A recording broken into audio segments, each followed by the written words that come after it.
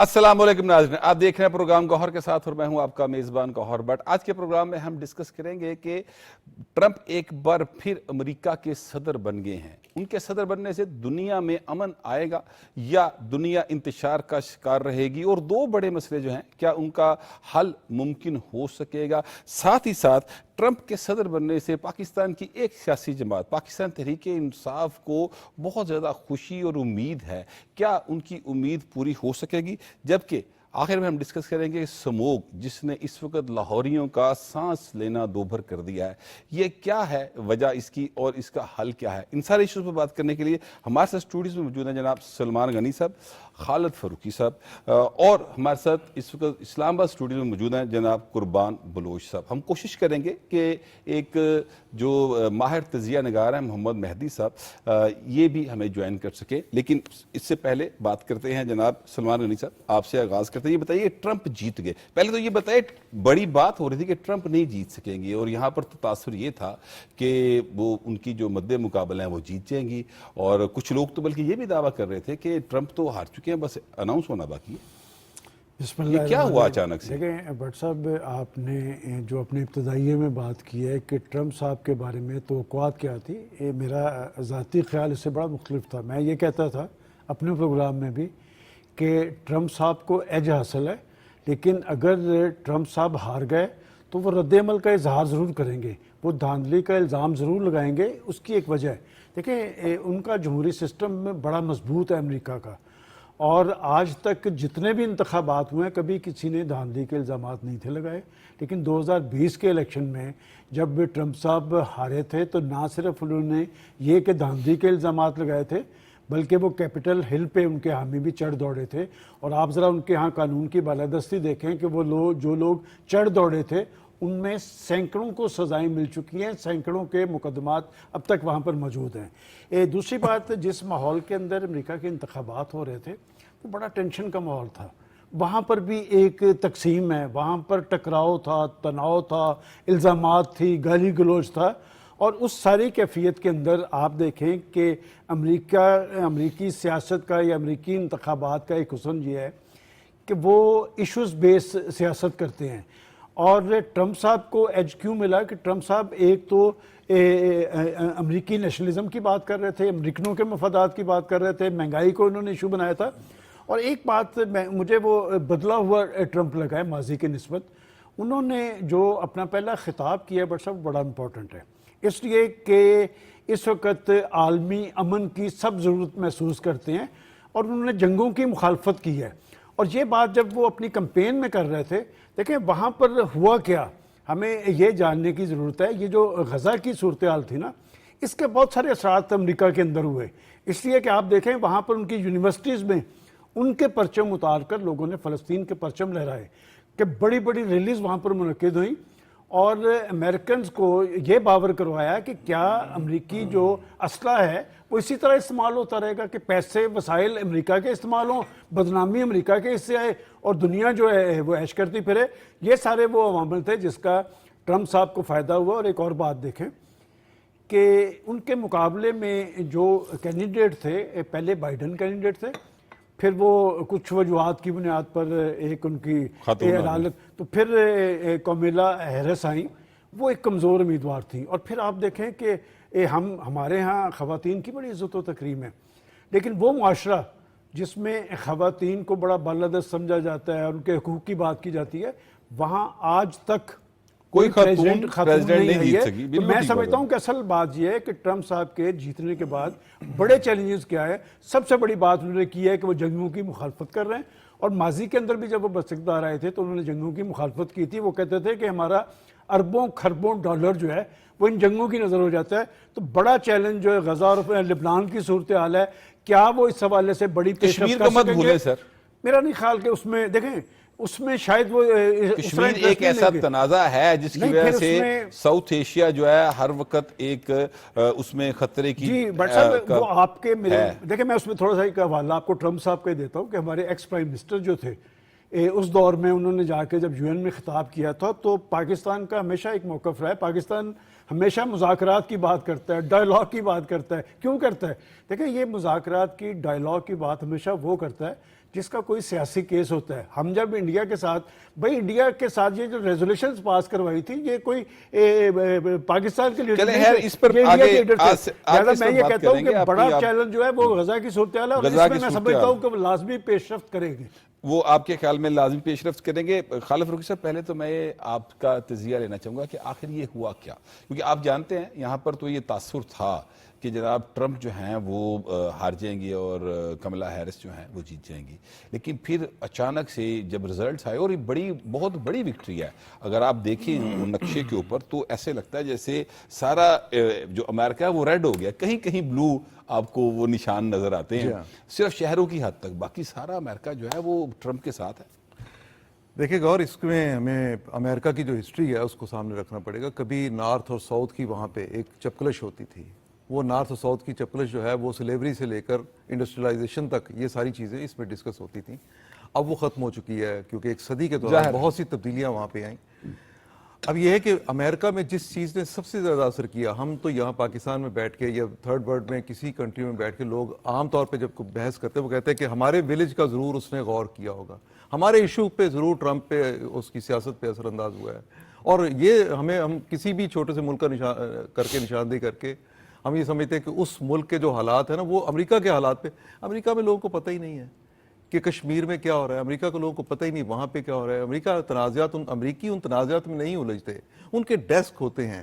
جیسے ہم 3 لوگ بیٹھے ہوئے ہیں, یہ 3 لوگوں کے 3 سمجھے کہ ہم نے 3 مختلف ریجن سنبھالے ہوئے ہیں, وہاں بھی ایسے ہی ہوتا ہے. ہم جانتے ہیں کہ ہمارے وزیر خارجہ کی بھی جب ڈائلاگ شروع ہوتے ہیں پاکستان کے اور کئی دیگر ممالک ایسے ہی ہوتا ہے, تو وہ مذاکرات کسی ڈیسک سے ہو رہے ہوتے ہیں. سر وہ ساری معاملات کو ٹیکل کر رہے ہوتے ہیں. دنیا میں ایسے ہوتا ہے, ساری دنیا میں بھی اس طرح میں یہی کہہ رہا ہوں کہ نہیں, دیکھیں امریکہ جو ہے وہ ساری دنیا سے نمٹتا ہے, پاکستان ساری دنیا سے نمٹتا نہیں ہے.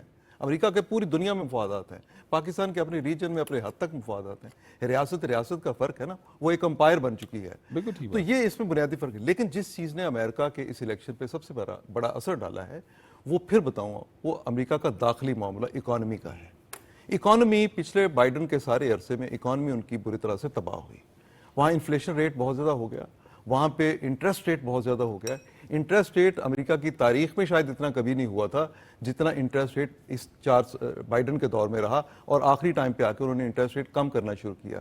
اس دوران اس انٹرسٹ ریٹ کی زیادتی کی وجہ سے ہر امریکی متاثر ہوا, مہنگائی کی وجہ سے ہر امریکی جو ہے وہ متاثر ہوا.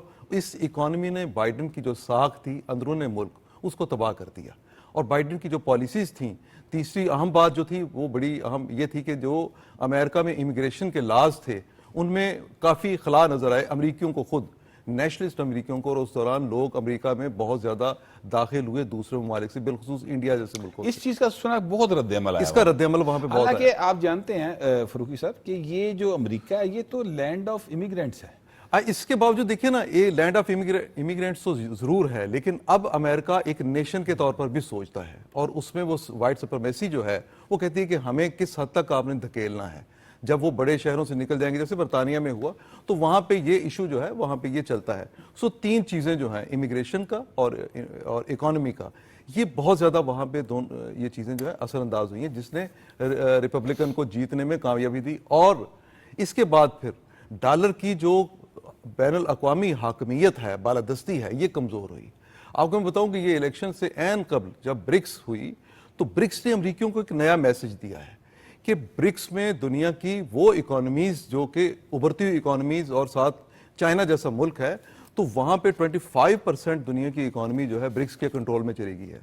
ڈالر جو ہے وہ سمٹ رہا ہے, اس کا شرنک ہونا جو ہے اور برکس کا ابھرنا جو ہے, اور اس کے مقابلے میں کسی وقت بھی یہ ہو سکتا ہے کہ دنیا میں کوئی نئی اکانومی آ جائے جو ڈالر کو چیلنج کرے.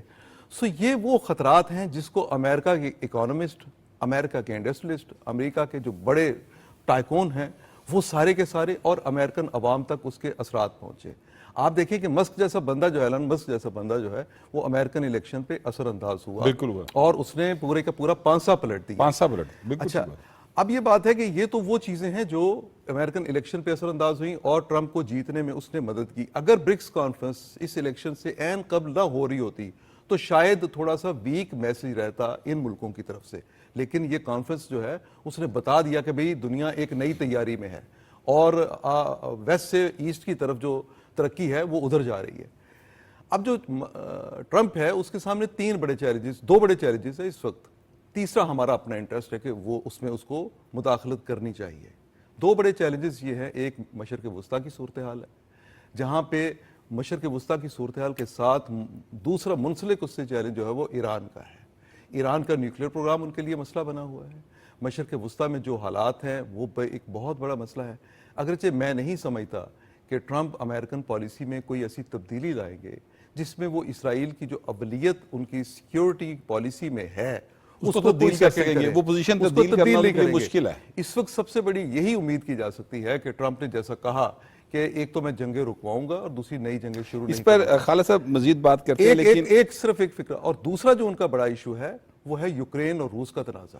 اس یوکرین اور روس کے تنازع نے پورے نیٹو کو, پورے امریکہ کو, پورے یورپ کو, سب کو متاثر کیا ہوا ہے. اگر جو ٹرمپ ہیں سر اس کے اثرات ہمارے تک یوکرین تنازع میں بائیڈن سے مختلف پالیسی اختیار کرتے ہیں تو اس سے نہ صرف امریکہ کے جو فوجی اتحاد ہے ان پہ بلکہ جو رشیا کے ساتھ اس کے تعلقات میں بہت بڑی کشیدگی آ چکی ہے اس پہ فرق پڑے گا. اس پہ باقی آپ بات بالکل ٹھیک بات.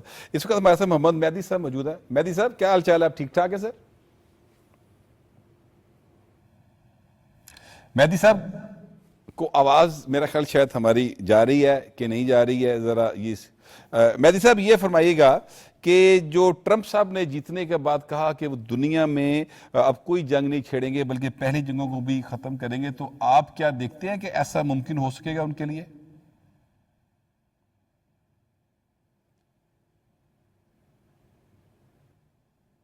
میرا خیال ہے کہ ان کو آواز نہیں جا رہی. ہم اسلام آباد چلتے ہیں, ہمارے ساتھ قربان بلوچ صاحب موجود ہیں. قربان بلوچ صاحب آپ بتائیے گا, جو ٹرمپ صاحب نے کہا کہ دنیا میں کوئی جنگ نہیں چھیڑوں گا اور دنیا میں پہلی جو جنگیں ہیں ان کو بھی ختم کر کے امن کی طرف بڑھیں گے, یہ ایکچولی ان کا پیغام تھا. آپ سمجھتے ہیں کہ اس طرح وہ آسانی سے بڑھ سکیں گے؟ گوہر, میں سمجھتا ہوں کہ صدر ٹرمپ نے جو یہ اعلان کیا یہ امریکہ کی ضرورت ہے اس وقت, کیونکہ اس کی اقتصادی صورتحال, معاشی صورتحال اور دنیا میں امریکہ کے حوالے سے جو پرسیپشن بنا ہے اس کو مثبت رخ میں لے جانے کے لیے یہ ضروری ہے کہ ٹرمپ اس چیز کو آگے بڑھائے.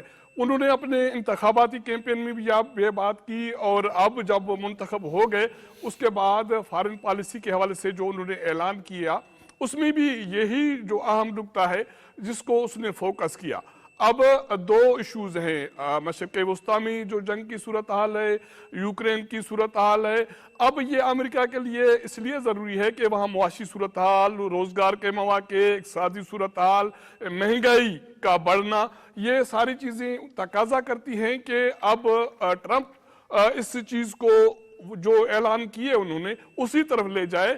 اور دوسری بات یہ ہے کہ اس کو بائیڈن کی جو پالیسی ہے یا بائیڈن کی جو اقدامات ہیں اس کے مخالفت میں بھی یہی اقدامات اٹھانے ہیں تاکہ امریکہ کا دنیا میں ایک جو امیج ہے اس کو مثبت کر کے پیش کیا جائے, کیونکہ اب فی الحال امریکہ کے لیے دنیا میں جو اس کا امیج ہے وہ کوئی مثبت اس کا پیغام نہیں جا رہا. سر یہ بھی تو دیکھیں نا, اس طرح ابھی خالد فروخی صاحب فرما رہے تھے کہ ان کے لیے, امریکہ کے لیے اسرائیل کی جو اولیت ہے ان کی سیکیورٹی کے حوالے سے اور دیگر معاملات پر, اس پوزیشن کو چینج کرنا ایک پرابلم ہے. جو غزہ میں صورتحال ہے اس کو اگر آپ مد نظر رکھیں تو اسرائیل جو چاہتا ہے اس پر اگر عمل ہوگا تو امن کہاں سے آئے گا پھر؟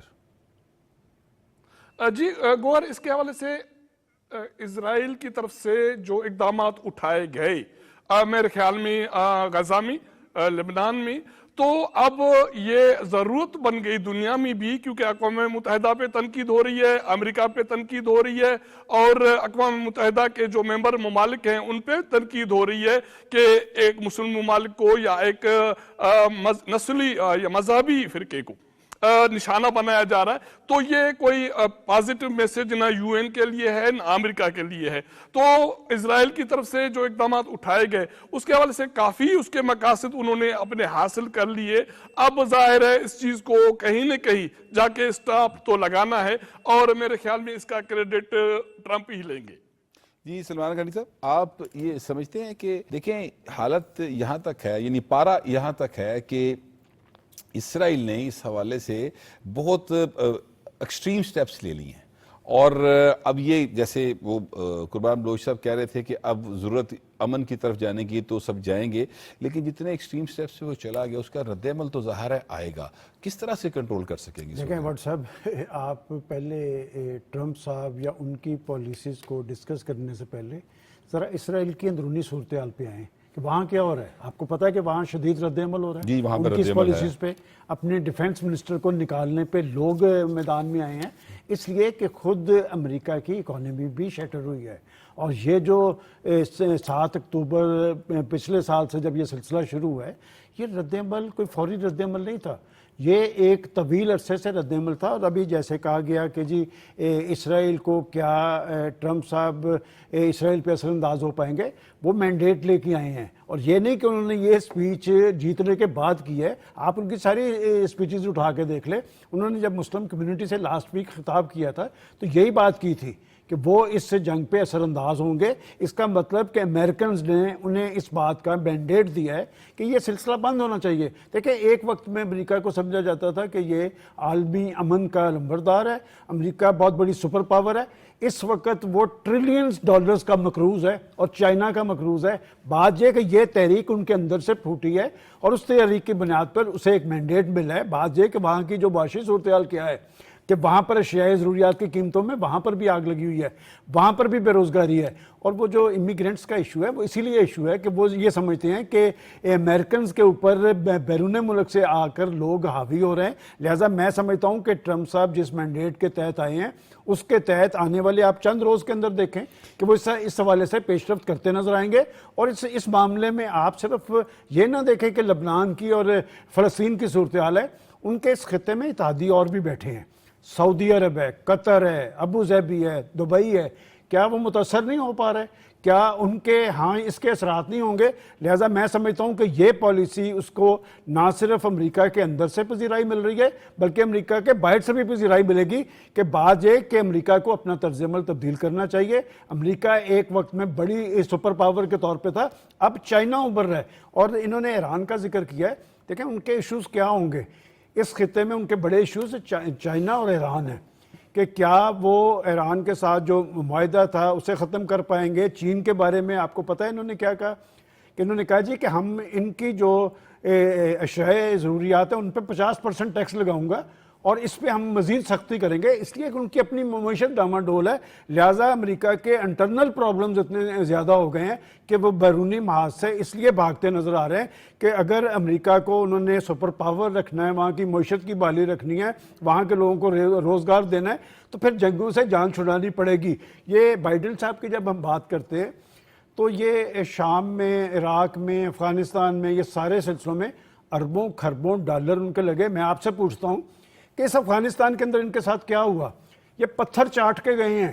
یہ آئے تھے 52 ممالک کے ساتھ نیٹو اتحادی. مجھے تو لگتا ہے کہ وہ نیٹو کے فنڈز بھی بند کریں گے اس لیے کہ ساری چیزوں نے امریکہ کو کمزور کیا. سلمان غنی صاحب، اس کے اوپر نا دو رائے موجود ہیں. ایک طبقہ ہے خالد فاروق صاحب جو سمجھتا ہے کہ امریکہ یہاں سے پتھر چاٹ کر واپس گیا. ایک طبقہ ایسا بھی ہے جو یہ سمجھتا ہے کہ وہ یہاں پر جتنے اربوں کھربوں ڈالر سالانہ خرچ کر رہا تھا اب انہوں نے اپنی پراکسی بٹھا دی ہے اور خود آرام سے وہاں بیٹھے. یہ بات بڑی حد تک درست بھی ہے. انہوں نے اپنے مقصد کو کسی نہ کسی طریقے سے حاصل کرنا ہوتا ہے. دوسری بات یہ ہے کہ جنگ جو ہے یہ امریکہ کے اوپر بوجھ ضرور بنتی ہے. جیسے ویتنام کی جنگ ان کے اوپر بوجھ بنی، افغانستان کی جنگ بھی ان کے اوپر بوجھ بنی، اور مسلسل یہاں پہ ان کے اخراجات جو تھے. کچھ لوگ یہ کہتے ہیں کہ یہ وار اکانومی ایکچولی ان کی، وہ وار اکانومی تو ہے نا، وار انڈسٹری ہے. وار انڈسٹری جو ہے اس کی ضرورت ہوتی ہے کہ وہ کہیں نہ کہیں پھر جنگ لگی رہے گی سر. یوکرین کا امن تنازع کیسے آ ہے، سکے گا؟ یوکرین کا تنازع ہے تو امریکہ میں دیکھیے نا وہ بلینر جو ہے، ملٹی بلینر جو ہے، وہ سارے کے سارے خوش ہو رہے ہیں. وہ گورکن والا حساب ہوتا ہے نا کہ کہیں سے لاش آئے اس کے گھر کا روزگار چلے. تو امریکہ میں یہی معاملات ہیں. وہ جو بڑی انڈسٹری ہے وار کی، جو اسلحہ فراہم کرتی ہے، جو انڈیا جیسے ملک کو اسلحہ دیتی ہے اور دنیا بھر کا جدید ترین اسلحہ دے رہے ہیں وہاں انڈیا میں بھی. اب جو معاہدے انہوں نے کیے ہیں جو یوکرین میں وہ کر رہے ہیں، جو مڈل ایسٹ میں جو بھی وہی اسلحہ کر رہا ہے. بالکل ایگزیکٹلی مڈل ایسٹ میں جیسا انہوں نے کیا. تو مڈل ایسٹ میں دیکھیے ان کی بنیادی جو اہداف ہیں ان سے ہم یہاں بیٹھ کے ہم یہ نہیں، امریکن پالیسی کو ہم ڈکٹیٹ نہیں کر سکتے. ان کے اہداف اپنے ہیں. وہ نہ صرف یہ کہ اسرائیل والا معاملہ جو ہے اس کو ہو سکتا ہے کہ وہ جو وہاں کی جو مسلم ممالک ہیں، عرب ریجن کے جو ممالک ہیں، ان کو کہیں مطمئن کرنے کے لیے اسرائیل کو ایک قدم پیچھے ہٹنے پر مجبور کریں. لیکن ساتھ ہی ساتھ امریکہ جو ہے وہ اسرائیل جیسے معاہدے خطے کے دیگر ممالک سے بھی چاہتا ہے. ہم سب جانتے ہیں کہ ایسی خبریں اس وقت چل رہی ہیں کہ سیکیورٹی معاہدے نئے سے نئے کیے جا رہے ہیں. سو یہ نئے سیکیورٹی معاہدے جب کرے گا تو اس کا مطلب یہ ہے کہ سیکیورٹی معاہدے جو ہوتے ہیں وہ بیسیکلی ایک فوجی قسم کے فوجی نوعیت کے معاہدے ہوتے ہیں, سلامتی کے جو معاہدے ہوتے ہیں اسی نوعیت کے معاہدے ہوتے ہیں. سو امریکہ مشرق وسطیٰ سے اپنے جو قدم ہے وہ پیچھے نہیں ہٹائے گا, بلکہ وہ جتنی مضبوطی سے وہاں پہ کھڑا ہے وہیں اسی طرح کھڑا رہنے کی کوشش کرے گا. اور یہ ہمیں یاد رکھنا چاہیے کہ وہ اسرائیل کو محض اس لیے امداد نہیں دیتا کہ وہ اسرائیل کی سروائیول چاہتا ہے, بلکہ اسرائیل اس کے مفادات کا تحفظ کرتا ہے اس ریجن میں. سو اسے خوفزدہ کر کے رکھا ہوا ہے. اہم ایک ایشو, بہت اہم ایشو جو ہے اس ٹرمپ کا جو ہے وہ ایران کے ساتھ ہوگا, جو ہمیں براہ راست متاثر کرے گا. ایران ہمارا ہمسایہ ملک ہے. آپ جانتے ہیں کہ امریکن پابندیوں کی وجہ سے ہم ایران کے ساتھ گیس پائپ لائن معاہدے کی تکمیل نہیں کر سکے. اب جو ٹرمپ کی حکومت تھی پچھلی, اس نے امریکہ کے ساتھ وہ جو نیوکلیر معاہدہ جو تھا ایک کیا گیا وہ اس نے ختم کر دیا تھا, جس کو بعد میں آ کے بائیڈن نے پھر اس کو بحال کیا. اب لگتا پھر یہ ہے کہ ٹرمپ ایک بار پھر اگر مشرق وسطیٰ میں تھوڑی سپیس دے گا, وہ اسرائیل کو پیچھے تھوڑا سا ہٹائے گا, تو ایران کے معاملے میں وہ سخت پالیسی اختیار کرے گا. جن کو آپ ایران کی پراکسیز کہتے ہیں, ان کے ساتھ اگر اسرائیل کہیں جنگ کرتا ہے, ان کے ساتھ اس کا تنازع رہتا ہے, تو اس کو وہ اسرائیل کی سپورٹ کرتا رہے گا. معاملات یہ ہیں کہ ہم نے دیکھنا ہے کہ ہم پاکستان میں جہاں بیٹھے ہوئے ہیں, ہمارے لیے ٹرمپ کی حکومت جو ہے وہ کیا کر سکتی ہے, ہمیں کیا دے سکتی ہے, ہم اس سے کیا لے سکتے ہیں. سو یہ معاملات آ جاتے ہیں پاکستان کے انٹرسٹ کے. باقی امریکہ کا ایک گلوبل اس کے ایشوز ہوتے ہیں. جیسے میں نے کہا کہ وہ یوکرین کا تنازع بھی ان کا بہت بڑا تنازع ہے. اس میں تو دیکھیے وہ پورے کا پورا اپنا نیٹو اتحاد جو ہے, پچھلی حکومت میں بھی انہوں نے کہا تھا اپنا خرچہ اٹھائیں اور بھاگیں یہاں سے. یورپی یونین کو انہوں نے یہ کہہ دیا, انہوں نے ساؤتھ کوریا کو یہ بات کہی کہ جناب اپنا خرچہ خود اٹھائیں. انہوں نے جاپان سے, جہاں پہ وہ ورلڈ وار کے بعد سے مستقل اڈے بنا کے بیٹھے ہوئے ہیں, جاپان کو انہوں نے کہہ دیا کہ ہم آپ سے بات کرنے کے لیے اپنے خرچہ خود اٹھائیں. ٹرمپ یہ پالیسی اختیار کرے گا کہ وہ دنیا کے ان ممالک سے کہے گا کہ جو ہم جنگی اخراجات ہیں اس میں آپ شیئر ہولڈر بنیں. یہ نہیں ہے کہ امریکہ جو ہے وہ اپنے جنگی اخراجات کو کم کرنے کی سوچے گا, بلکہ وہ شیئر لے گا یورپ سے, یورپی یونین سے, نیٹو سے. آپ سمجھیں کہ فرانس میں, برطانیہ میں اور باقی ممالک میں اس وقت اس بات پر, جرمنی جیسے ملکوں میں اس وقت اس بات پر بڑی وہاں پہ ایک سخت تشویش پائی جاتی ہے کہ امریکہ انہیں کس طرح سے مجبور کر سکتا ہے. ایک اور بات آپ دیکھیں گے کہ ٹرمپ کی حکومت بننے کے بعد یورپ میں جو اس کے قریبی ترین اتحادی ہیں وہاں حکومتیں تبدیل ہونا شروع ہوں گی. وہاں جیسے ابھی آپ نے آج لیٹسٹ دیکھا کہ جرمنی میں جو حکمران اتحاد ہے, کیونکہ جرمنی بہت بڑا اتحادی ہے امریکہ کا, تو جرمنی میں حکمران اتحاد بکھر رہا ہے. اسی طرح فرانس میں حکومتیں مختلف آ سکتی ہیں, فار رائٹ کی حکومتیں یہاں پہ بن سکتی ہیں. امیگریشن کے قوانین سارے چینج ہو سکتے ہیں. تھرڈ ورلڈ کے لیے, ایشیا کے لیے, مسلمان ممالک کے لیے پابندیاں سخت ہو سکتی ہیں. یہ کچھ اس میں کچھ گرم باتیں ہیں, کچھ نرم باتیں ہیں, کچھ ہمیں دلچسپی کی چیزیں نظر آئیں گی, کچھ ہمارے لیے مشکلات کا سبب بنے گی. یہ سارے وہ ایشوز ہیں جو ہمارے لیے وہاں پہ پیدا ہو سکتے ہیں. پاکستان کو جو اس میں سب سے اہم کام کرنا ہے وہ یہ ہے کہ آپ حکومت کسی کی بھی ہو, لیکن ٹرمپ کی حکومت وہ تھی جس نے لاسٹ ٹائم کشمیر کے مسئلے کو حل کرانے کے لیے. اس کے اوپر ابھی بات کرتے ہیں, ابھی ایک بریک کا کہا جا رہا ہے, تو خالد فاروقی صاحب واپس آئیں گے تو اس ایشو پر بات کریں گے. فی الحال ٹیک اے بریک.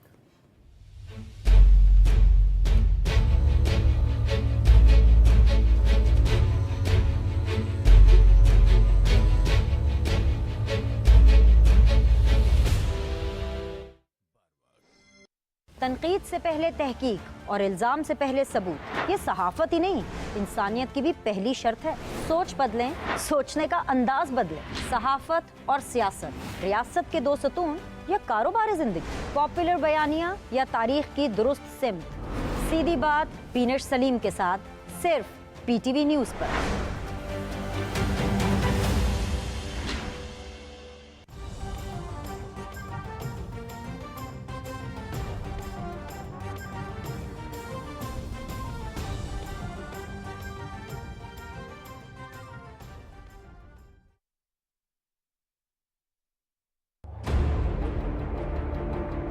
خبر چھوٹی ہو یا بڑی, ہم اجاگر کریں گے ہر اس نقطے کو جس سے آپ تک پہنچے گی سچی اور کھری خبر. سیاست, معیشت, اقتدار کے ایوانوں سے لے کر عوام کے ذہنوں تک.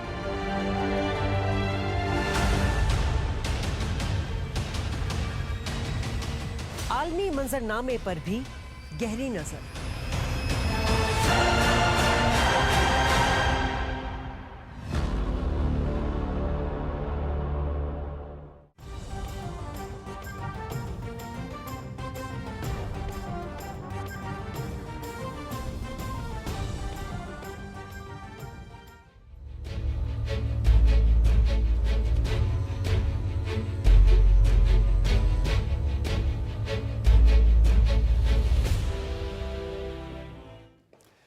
Welcome back. ब्रेक पे जाने से पहले हम बात कर रहे थे कि ट्रंप की हुकूमत अब बनने जा रही है और वो पाकिस्तान के हवाले से किस किस्म की पॉलिसीज़ जो हैं उनकी होंगी, और यहाँ पर जो ख़ास तौर पे ईरान और चीन को लेकर वो किस तरह से पाकिस्तान के साथ डील करेंगे, या हमारे लिए क्या मसाइल पैदा हो सकते हैं या क्या अपॉर्चुनिटीज आ सकती हैं। तो इस सिलसिले में बात करने के लिए हमारे साथ टेलीफोन लाइन पर मौजूद हैं जनाब मोहम्मद मेहदी साहब। मेहदी साहब, ट्रंप साहब जीत गए हैं और अब ये फरमाइएगा कि चीन और ईरान को अगर आप जहन में रखें तो ये जो ट्रंप साहब हैं इनकी पॉलिसीज किस तरह से हो सकती हैं? देखिए, बिस्मिल्लाहिर्रहमानिर्रहीम। देखिए, पाकिस्तान के साथ जो है ना, उनका जो मेन इश्यूज है ना, वो सबसे बढ़कर आईएस का है। क्योंकि अगर अभी हम देखते हैं तो आईएस के लोगों ने अमेरिका के अंदर एक हमला करने की कोशिश की और वो लोग गिरफ्तार हो गए। इसलिए उन्होंने पाकिस्तान के साथ जो गुफ्तगू करनी है उसके अंदर आईएस का मसला है।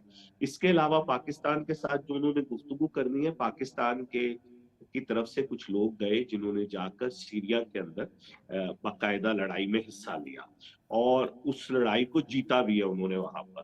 तो अब कुछ ये रिपोर्ट्स भी हैं कि वो और जगहों पे, तो पाकिस्तान से उनकी ख्वाहिश है कि किसी तरह भी इस तरह के लोगों को रोका जाए जो वहां की लड़ाई में हिस्सा ले रहे हैं।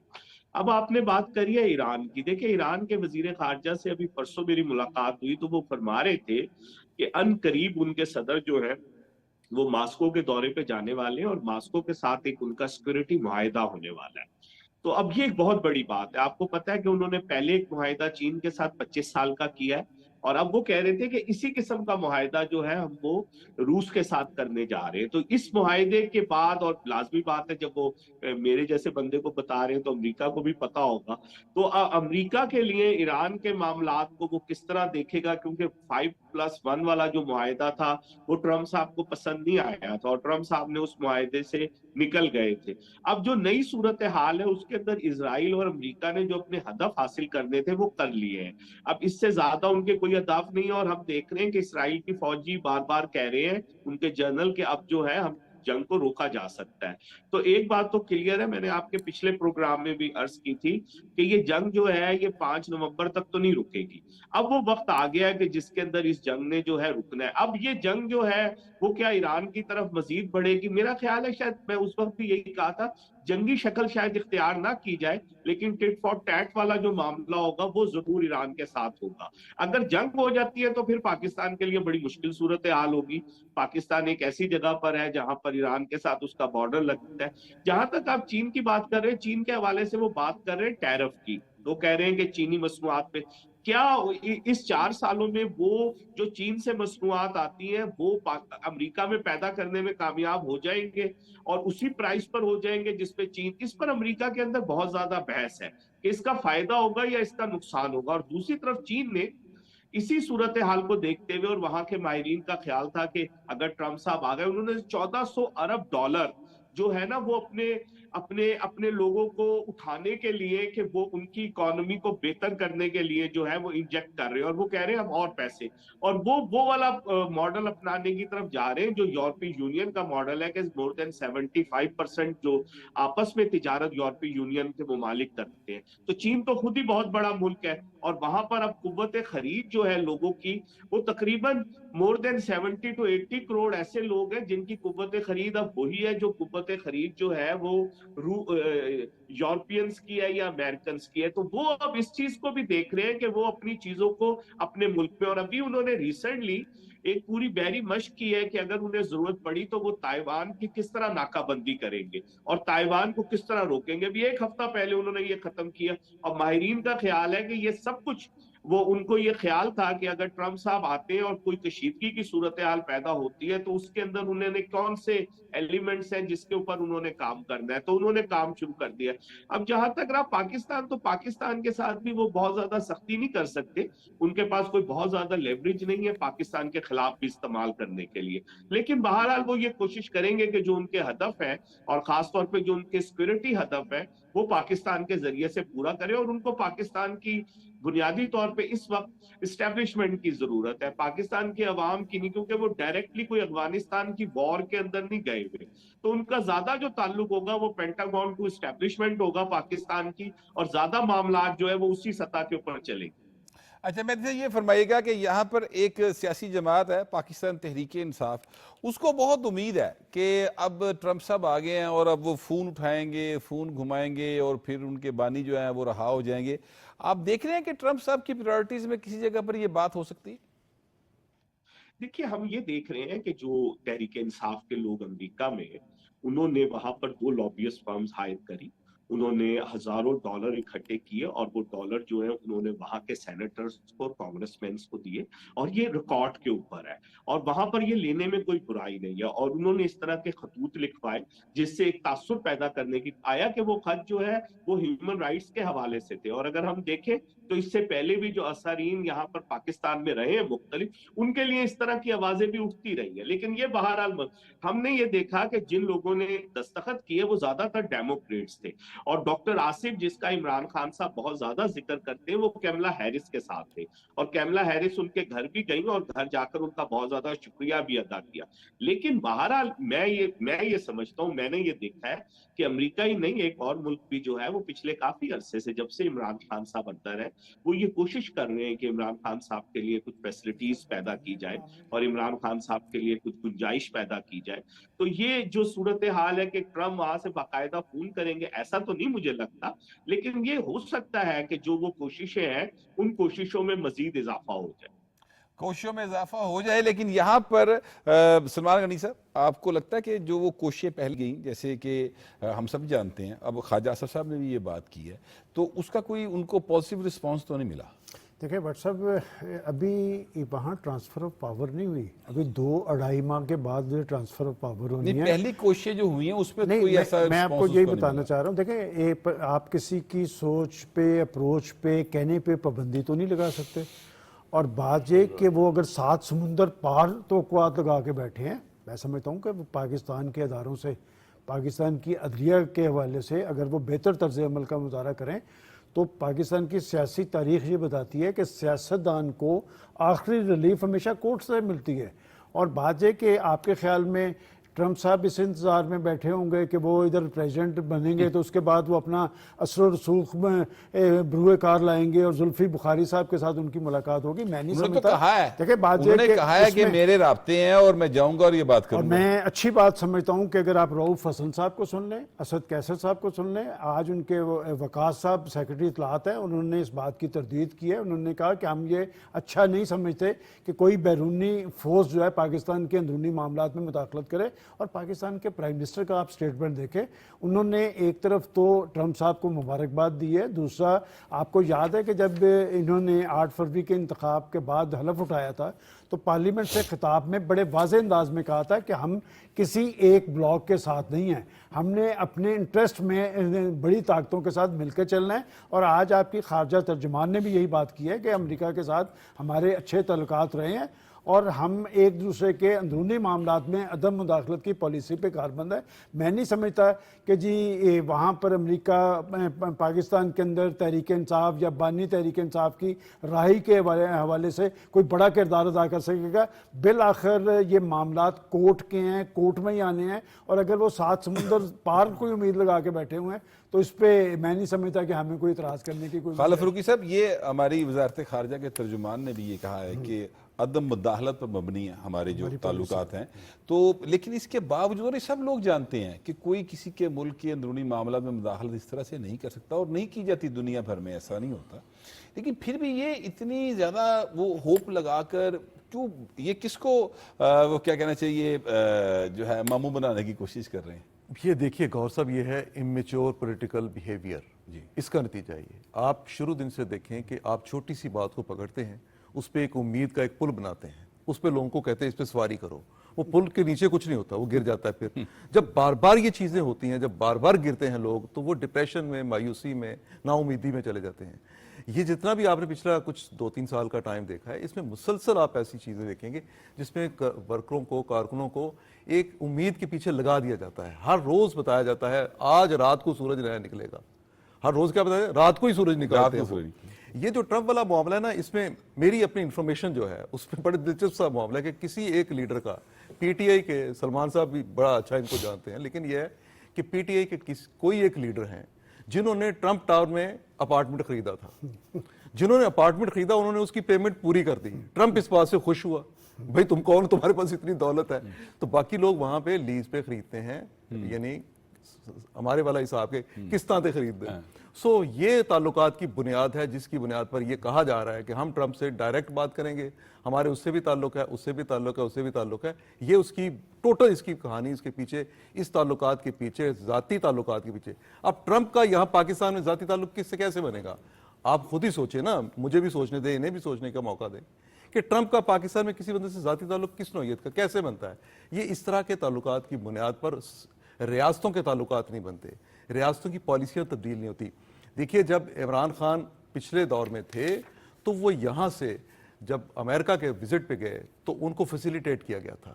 ان کو جب فیسیلیٹیٹ کیا گیا بانی پی ٹی آئی کو, تو فیسیلیٹیشن کے پیچھے کسی ایک سٹیٹ کا, ہمارے دوست ملک کا بہت بڑا ہاتھ تھا. وہ دوست ملک جو تھا اس نے اسی دورے کے دوران کیا اس نے پھر پالیسی اختیار کی, ہمیں کہاں پہ کتنی اس پاکستان کے عوام کو اس میں کتنی سبکی کا سامنا کرنا پڑا, پوری قوم کے لیے کرائسس پیدا ہو گیا. وہ ایک ایسا واقعہ میرا خیال ہمیں وہ ریپیٹ بھی نہیں کرنا. آپ نے امریکہ کے ساتھ, اپنے اس دوست ملک کے ساتھ جب اس طرح کی لینگویج استعمال کی, جو کچھ آپ نے کیا, اس کے نتیجے میں آپ کے تعلقات خراب ہوئے. ابھی ہم جو چیز ڈسکس نہیں کر رہے وہ بڑی امپورٹنٹ ہے, وہ یہ ہے کہ آپ آرمی چیف کی کل کی ملاقات دیکھیں. جی جی, جو ان کی ملاقات ہوئی ہے, یہ پاکستان کا سب سے بڑا اسٹریٹجک پارٹنر ہے سعودی عرب, اور پاکستان کے ساتھ سعودی عرب کے برادرانہ اور دوستانہ ایسے تعلقات ہیں جس کی مثال دی جا سکتی ہے. اور ہمارے جو ہم پاکستان میں جو حکمران ہیں یا پاکستان میں اسپیشلی جو عسکری عہدوں پر فائز شخصیات ہیں, ان کے ساتھ ایک برادرانہ قسم کے مراسم سعودی حکمرانوں کے بن جاتے ہیں. سو کل کی جو ملاقات ہے یہ ایک بہت بڑا میسج ہے. آپ پاکستان کے اندر جو قانون سازی ہوئی, پاکستان کے اندر جو تبدیلیاں آئیں, ان تبدیلیوں کے تناظر میں آرمی چیف کی ملاقات کو دیکھیں. جو ٹرمپ کی وہاں پہ الیکشن ہے, اسرائیل کی وجہ سے مشرق وسطیٰ کی صورتحال ہے, اس میں پاکستان کے ساتھ جو مشاورت ہے سعودی عرب کی, اس کا لیول دیکھیں. اس مشاورت میں سعودی عرب نے اسٹیٹ کی طرف سے پہلے ایک جو ہے اس کی ایک سٹیٹمنٹ جاری کی ہے آرمی چیف کے دورے کے حوالے سے. اس کے بعد پھر ISPR نے اس کی تفصیلات جاری کی ہیں. سو اس سے اس کی امپورٹنس کا اندازہ ہوتا ہے. آپ چھوٹی چھوٹی ایسی باتوں پہ ہم نہیں جا سکتے. یہ غیر سنجیدہ باتیں ہیں کہ ایک بندے کی وجہ سے کوئی پتہ چلے گا کہ امریکہ جو ہے وہ فون کال کر رہا ہے کس کو, 25 کروڑ عوام کی ایک ریاست کو, اور ایک ایسی ریاست کو جو ایٹمی طاقت ہے.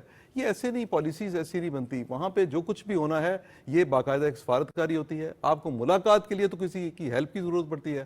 آپ رہائی کے لیے آپ سمجھیں کہ آپ کو ایک فون کال ڈائریکٹ آ جائے گی اور کوئی آپ کا نمائندہ جائے گا اور بات کرے گا مسٹر ٹرمپ. سر یہ بہت آپ اچھی باتیں کہہ رہے ہیں, لیکن مجھے ایک جو ہے وہ ایشو بہت سیریس ہے اور وہ انسانی ایشو ہے, اس کو بات کرنی, اور میں چاہتا ہوں کہ آپ اس میں ضرور اپنا انپٹ دیں. وہ ہے سموگ. سموگ جس طریقے سے اس وقت سانس لینا سچ مچ جو ہے وہ مشکل ہو گیا ہے لاہور شہر کے اندر. اور میں کل دیکھ رہا تھا کہ یہ اطلاعات تھیں کہ ملتان کی طرف بھی اور اسلام آباد تک جو ہے یہ سارا ایریا جو ہے متاثر ہونا شروع ہو گیا. سر یہ بات یہاں تک آ گئی اور ہمارے جو متعلقہ محکمے تھے وہ سوئے رہے, یہ اس کا اب حل کیا ہے؟ دیکھیے سب سے پہلے اس کی مشکلات دیکھ لیں. ہم نے اپنے تمام شہر جو ہیں ان کے ارد گرد جتنی زمینیں تھیں جہاں پہ زرعی شعبہ جو اس کو ختم کر دیا. ہم نے وہاں پہ زراعت ختم کر دی, کھیتی باڑی ختم ہو گئی, سبزہ ختم ہو گیا, براؤن ایریا بن گیا وہ سارا. ایک تو اس کی ریزن بہت بڑی یہ ہے, جنگلات ہم نے اپنے ختم کر دیے. درخت ہم اپنے خوشی سے کاٹتے ہیں, ہم نئے جنگلات اگانے میں ناکام رہے ہیں. یہ سارا کچھ, اور پھر ہم نے بے ہنگم انداز میں ایک غلط طریقے سے سیکیورٹی یہ میئرز لیے بغیر ہم نے جو ترقیاتی کام کیے, ہماری جو سوسائٹیز بنی ہیں, ہم نے گورنمنٹ لیول پہ بھی جو روڈ انفراسٹرکچر بنایا, اس میں بھی ہم نے دیکھا کہ بعض ایریاز کئی سال تک مسلسل انڈر ڈیولپمنٹ رہے, اور وہاں کی یہ وجہ بنی ہے. اسی طرح جو بڑے شہر ہیں, فیصل آباد جیسا شہر ہے, گوجرانوالا ہے, سیالکوٹ ہے, وہاں بھی شہری ایریا بڑھ رہا ہے. اس کی وجہ سموگ ہے. باقی انڈیا جو ہے وہ اس میں ضرور اس کا وہاں سے ہوائیں آتی ہیں, اس میں ایک اچھی جاتی بھی ہیں. پنجاب گورنمنٹ نے یہ کی ہے کہ وہ مشرقی پنجاب سے اور انڈیا سے اس حوالے سے بات کرنا چاہ رہے ہیں, اور یہ بات چیت کوئی سیاسی نہیں, یہ انسانی بنیادوں پہ ہے. یہ معاملہ انسانی بن گیا, ادھر بھی اثرات ہیں, ادھر بھی اثرات ہیں. اور بات یہ کہ بر وقت کیے ہوئے جو اقدامات ہوتے ہیں بٹ صاحب وہ نتیجہ خیز ہوتے ہیں. یہ سموگ آج کا ایشو نہیں ہے, کرونا کے بعد یہ بڑی ایک خطرناک رجحان ہے. اس کے ہمارے پہلے کا ایشو ہے سر. نہیں، یہ میں بھی کہہ یاد رہا ہے ہوں کہ 2014-15 میں فرسٹ ٹائم جو ہے اس کا ہمیں سامنا کرنا پڑا اس کے تھا. حوالے سے جو آپ کے ڈپارٹمنٹس ہیں وہ کس حد تک سنجیدہ ہیں. میں سمجھتا ہوں پنجاب گورنمنٹ اور خاص طور پہ ہماری سینئر منسٹر جو ہیں وہ اس حوالے سے بڑی ٹچی ہیں. وہ روز ایک پریس کانفرنس بھی کر رہی ہیں, وہ اداروں کو حرکت دلاتی بھی نظر آ رہی ہیں. تو لہٰذا انہوں نے بہت سارے اقدامات کیے ہیں. اس پر ایک مربوط پالیسی اختیار کرنے کی ضرورت ہے جس پہ ہر سال اس پہ عمل درآمد کیا جائے. نہیں, اس پر جو مربوط پالیسی ہے سر, میں خالد فاروق سے یہی تو بات کرنا چاہ رہا ہوں کہ وہ مربوط پالیسی آخر کب بنے گی اور کب اس پر عمل ہوگا. میں آپ سے گزارش کروں کہ ہماری جو سینئر منسٹر ہے مریم اورنگزیب صاحبہ, انہوں نے 2 دن مسلسل پریس کانفرنس کی ہے. میں نے اس کو ضرور ان کو دیکھا بھی ہے اور ان کی باتیں بڑی یعنی سنجیدہ باتیں, وہ سن کے بندے کو ایک دفعہ لگتا ہے کہ یار ہم سیریس کرائسس کی طرف جا رہے ہیں. لیکن اس پر حالت یہ ہے کہ اب جو سکولز تو بند ہو گئے, کالجز بھی بند ہو گئے, لیکن سر جو ٹیوشن سینٹر ہے وہ کھلے ہیں. دیکھیے اور وہاں پر بچے اسی طرح شام کو دوپہر کو جا رہے ہیں جس طرح سے پہلے جاتے تھے. گور صاحب میرے خیال کے مطابق اس کو 2 اقدامات کی ضرورت ہے کہ آپ اپنی دیکھیے انڈسٹری تو بند نہیں کر سکتے, انڈسٹری تو چالو رہنا ہے. نہ آپ اپنی ان کو جانے والے ورکرز جو ہیں ان کو آپ روک سکتے ہیں. آپ تھوڑی سی یہ کریں کہ تھوڑی ہالیڈے رکھیں, ہفتے میں 2 کر دیں ان لوگوں کے لیے جن کا انڈسٹری سے ڈائریکٹ تعلق نہیں ہے. نمبر 1. نمبر 2, پچھلا جو ایک نگران دور تھا اس میں ایک اچھا کام یہ ہوا تھا کہ انہوں نے اسموک کو پر قابو پانے کے لیے جو مصنوعی بارش والا سسٹم جو تھا, جی وہ کیا تھا. مصنوعی بارش کا ان کو فوری انتظام کرنا چاہیے. اور تیسری جو چیز ہے وہ یہ ہے کہ آپ جتنا عرصہ دیکھیے اسموک, جتنا عرصہ آپ نے سارے کے سارے وہ کام کیے جو اسموک کی ریزن بنتے ہیں, آپ نے تمام انڈسٹری اپنی شہروں میں جو لگی ہوئی ہے, دیکھیں نا اب ہم کب وہ انڈسٹری ختم کر سکے ہیں.